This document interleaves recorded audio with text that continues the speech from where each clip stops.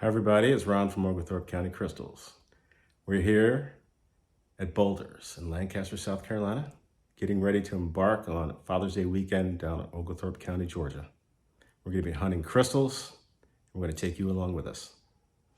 I look forward to seeing you down there. But before we go, I'm going to show you the tools that we use and talk about why we use some of these things to find crystals. So we're going to go outside and take a look at that. All right, so I've got the Torag packed, and we're getting ready to hit the road tomorrow and pick the kids up at 6 o'clock. And after that, we're gonna get on the road and head down. So we're gonna bring some things with us that we always bring, and it makes it easy to find crystals. We don't do a lot of heavy digging. We do a lot of surface collecting. So we use some basic hand tools, and I'm gonna go over those right now. All right, everybody. I'm going to go through some of the tools that we use to find crystals up at Oglethorpe County Crystals in Oglethorpe County, Georgia. Maybe these items are something that will help you, and I'll talk about them right now. So first up, it's gloves. These nice, cheap cloth gloves. They don't last long when you're doing lots of work, but it's better than bare hands. And especially when you're doing a lot of rock. When you're working with some other stuff like heavier tools, leather gloves come in handy. However, don't want to use leather gloves in wet conditions. Knee pads. They come in extremely handy, especially when you're old and decrepit like me. I never felt so much pain as when my bare kneecaps are coming in contact with rock. And this helps make my day that much more pleasurable. Oftentimes, we want to dig. One of the best ways to dig through rocky stuff are these little hammers with a miniature pick on the back. I think I got this one from Amazon for 20 bucks. And this one, a contractor left in my backyard when they were doing some work and never came back for it. So this bad boy was free. Obviously, when you're doing some heavy work, this thing right here comes in very handy. It's some type of pickaxe. It's got an axe on one side. That's great for cutting roots. And this part is great for cutting into dirt and digging trenches, etc. So I bring this with me every time. While we're talking about digging, I use several different shovels, from full-size shovels to this shovel, which is a miniature shovel. It's probably like, 30 inches long. It fits in my backpack with the handle sticking out, and I bring it with me every time. I love this thing. Now, for any of y'all that served in the service, you know what these things are. So these pack shovels come in extremely handy, and oftentimes work really well for the rockier stuff.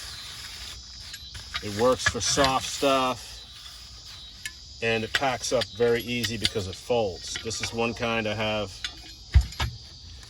Here's another kind that you may see in surplus stores, military surplus stores, but there's that. So this little camp shovel folds 3 ways. You screw this tight. It's got a serrated edge for cutting through stuff like roots, really digs well. This thing is a beast. I love it. It's short. It goes anywhere. It could almost fit in like one of my cargo pants pockets. So I love that one. Okay, here are a few more tools. This is a chisel. It's got a nice little guard right here so you don't whack the snot out of your knuckles when you're like banging it with a hammer, like, I just hurt my finger. But this cuts through rock, obviously. I found this thing in an antique store. It's some type of tool, but I use it to kind of poke dirt away from clusters that I find in veins. It's got a wooden handle. It's cost me $5, and I got it in McKaysville, Virginia at an antique store.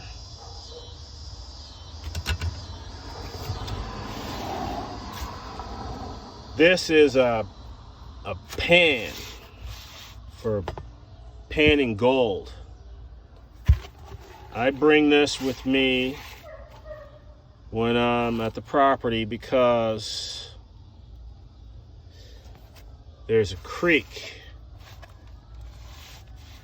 near the wetlands, and I have a suspicion that there's some gold in this creek. Someday I'm gonna find out. I'll keep you posted. And then this is my secret weapon.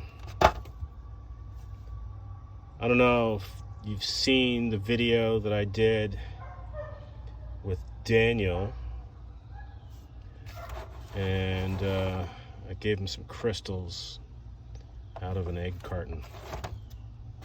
So this is a great way to keep my points nice and safe after I've washed them off a little bit at the property. I want to bring them back home, maybe do some iron oxide or whatever. I throw them in here, I get them back to the house, and then we proceed to clean them. But it keeps my points from getting all banged up. All right, now,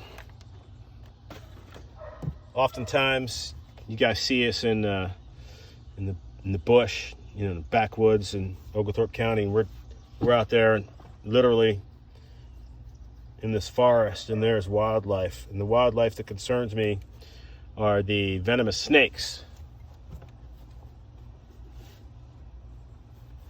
So one of the most important things that we do is we're prepared. We bring our PPE, our snake boots, okay? Some good waterproof and gives us a barrier in between a potential snake bite. And it's one of those things that I think is pretty important when we're being out there.